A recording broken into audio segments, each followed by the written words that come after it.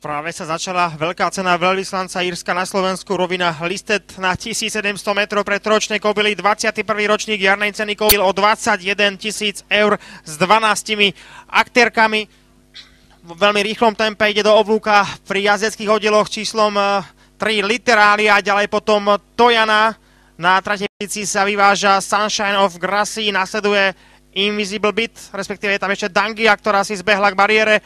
Vedľa nej sa objavuje potom s 11-kou Neela Moore zhruba na 5. 6. priečke. V takomto poradí kone vybiehajú na protilahlú stenu. Tempo zatiaľ veľmi solidné, sa to naťahuje. Vzadu sú Nonhalema a pred ňou ešte Springolina a takisto aj Lay Percy.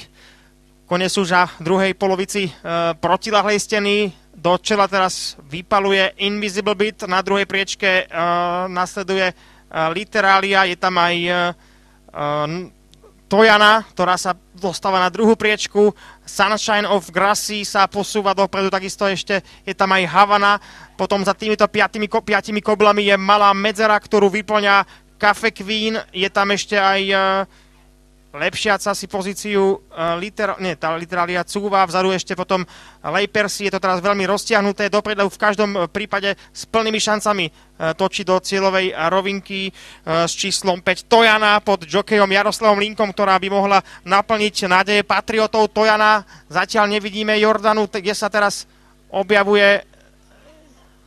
Jordana bude zadržaná a prekvapivo sa dopredu ešte posúva Lay Percy, takže Lay Percy a na druhej pozícii s jednotkou Havana a na treťom mieste s 5 Tojana, ďalej potom Springolina, Nonhalema, bez peňazí Dangia.